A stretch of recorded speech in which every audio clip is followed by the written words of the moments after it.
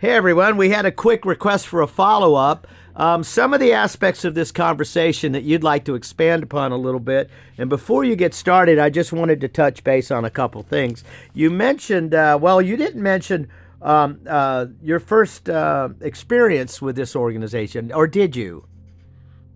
Well, I actually met this organization at the Sci Games in Charlottesville, Virginia. And again, the Sci Games is basically like the first Sci Olympics, if you will. So it was just a family friendly kind of fun event exploring different things. We were able to meet some of the like forensic uh, like psychics that like solve cases for people or help to solve cases and Oh, so these are dowsers. these are like sanctioned official Well, this is the organizations? I'm talking about the side games. So Oh, okay. yeah, so we were able to meet some of the people in the RV world.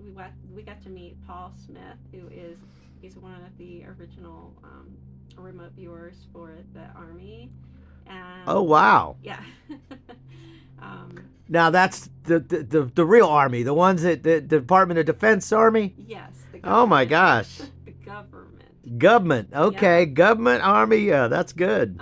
and funny enough, the group that we vibed the most with was actually the dowsing group, the dowsers.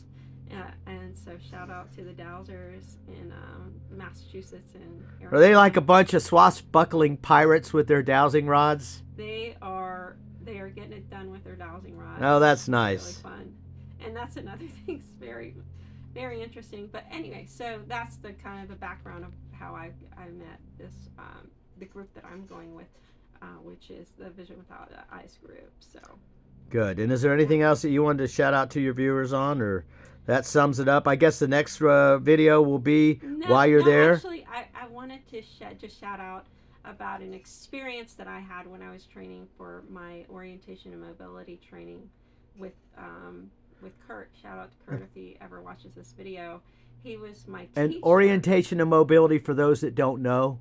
So that is basically training for people who are blind to be able to walk, to know where they are, to be able to travel, to On get the places, streets. to know where they are, to know where other places are in relation to them. Sort of out in the wild then.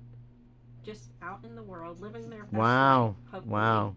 Nice. Yeah, so when I was under blindfold, being the student for the cane training, and it was actually our last exam, I had the the mindsight blindfold on, which is the best, and Kurt was teaching me, and all of a sudden I just had this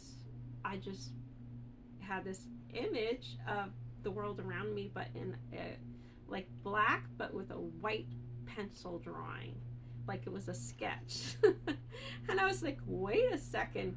And I had heard of this happening in blind sight, where people who are blind can have they have some kind of a spatial awareness of the world, and I'm not sure if that's what happened to me, but I had like I could see the road was a white pencil drawing, things around me were a white pencil drawing. Even the car coming up to me was like a white pencil drawing. This sounds like an MTV video from the 80s, you And I know. was like, this is really strange. So during that lesson, I was like really excited because when you're under blindfold, you're a sighted person trying to simulate being blind, which is not, you can't know that, it's not the same, but it's the best we can do for our training.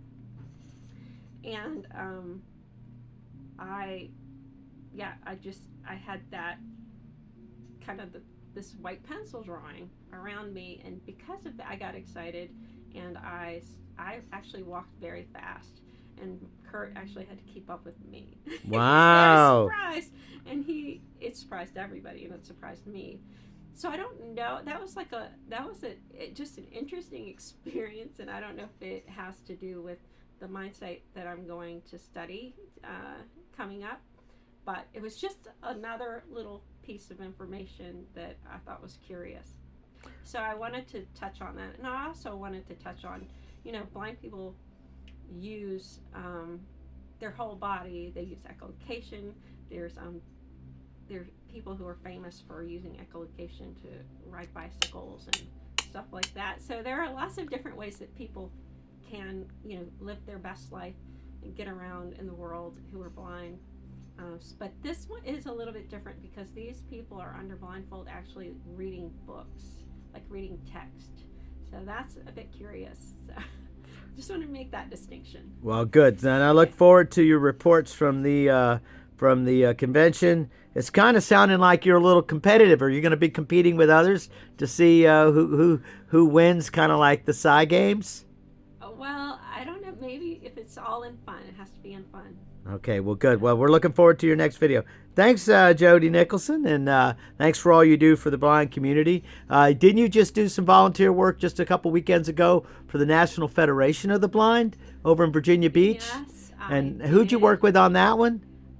Well, Louise Walsh is the coordinator for the. Shout out to Louise Walsh, right? Shout out to them. Yeah. Shout out to them for their amazing organization and all they do, in building community. Well, outstanding, and hopefully we'll get more folks out there involved in supporting the blind community, and also, but more specifically, as we talk about today, let's figure out what's going on behind all this shenanigans with people being able to see things without actually using their eyes. Hey, you don't know until you find out. Okay, thanks for dialing in. Okay. Have a great day. Thank you, Ms. Nicholson. Yeah.